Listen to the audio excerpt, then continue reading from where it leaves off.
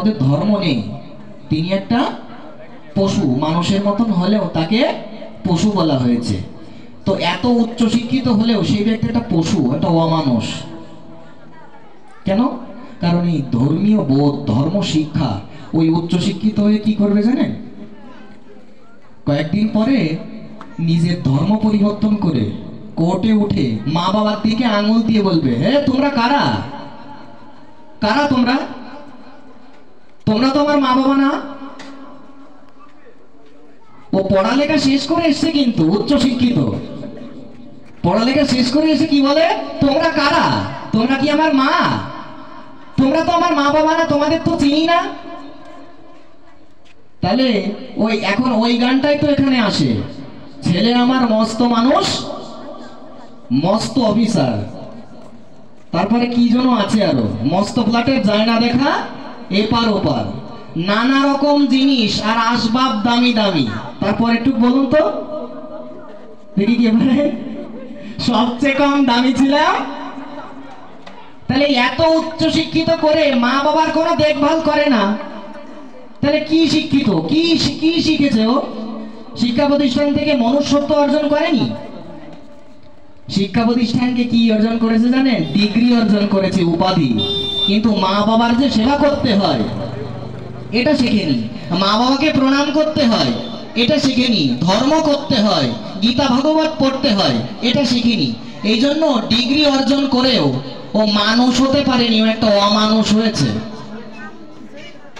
এই জন্য এখানে গীতা স্কুলের আর বাচ্চাদের এই গীতার প্রতি উৎসাহমূলক, গীতা পড়ার জন্য প্রেরণামূলক উদ্যোগ গ্রহণ করা হয়েছিল।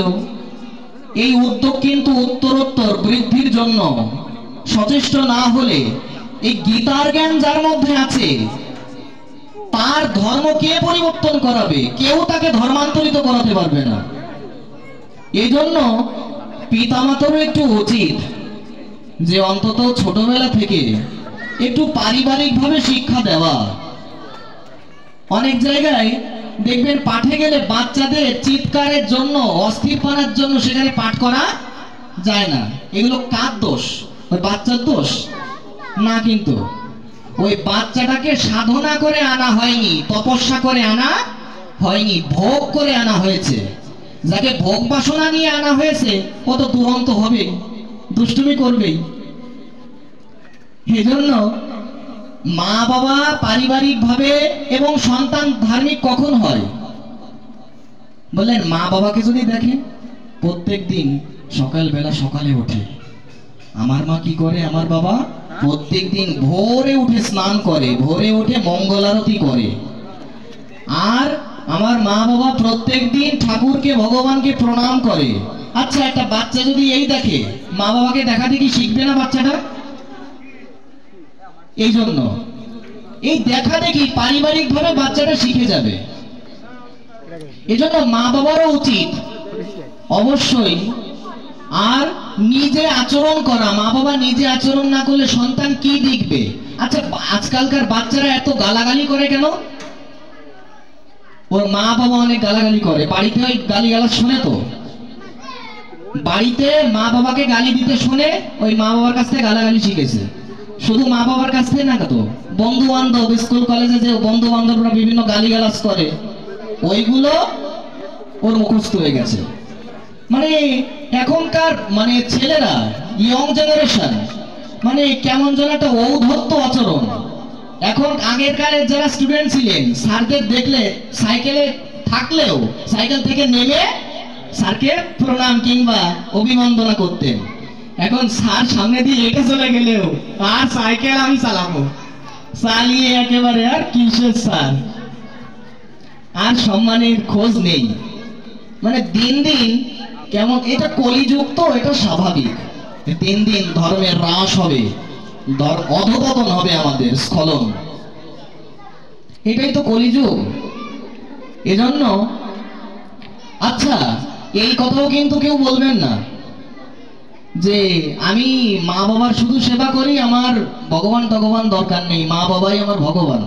এই কথা সত্য যে কোন সন্তান যদি 100 বছর ধরে ও মা বাবার সেবা করে, কত বছর? 100 বছর ধরেও যদি মা বাবার সেবা করে, তারপরেও কখনো সন্তান মা বাবার ঋণ শোধ করতে পারে না। কিন্তু এ কথা বললে কিন্তু চলবে না যে মা বাবার সেবা করলেই সব হয়ে গেল, ভগবান বাদ, ভগবানের সেবা করার দরকার নেই। বলে এরা হচ্ছে আর এক মূর্খ। কারণ আমি কোথা থেকে আসলাম? আমার বাবার থেকে আসলাম। আমার বাবা কোথা থেকে আসলো? তার বাবার থেকে। এইভাবে করতে করতে সেই শ্রীকৃষ্ণের থেকে, ঈশ্বরের থেকে এসেছে কিনা। এই জন্য প্রকৃত যিনি বুদ্ধিমান হবেন, তিনি মা বাবার সেবা তো করতেই হবে, সঙ্গে সঙ্গে তিনি ঈশ্বরেরও নিত্য সেবা করবেন। ভগবানের সেবার খোঁজ নেই, মা বাবার খুব সেবা, এও এক প্রকার মূর্খতা। যাই হোক, আমরা শ্রীমদ্ ভগবদ গীতার 3য় অধ্যায়ে 11, 12, 13 নম্বর শ্লোকে আপনারা পড়লে পাবেন যে ভগবানের দেওয়া বস্তু ভগবানকে না দিয়ে খেলে সেটাকে কি বলে? চুরি বলে। আমরা যেন এই চুরিটা না করি, আমাকে যেন চুরি না করতে হয়।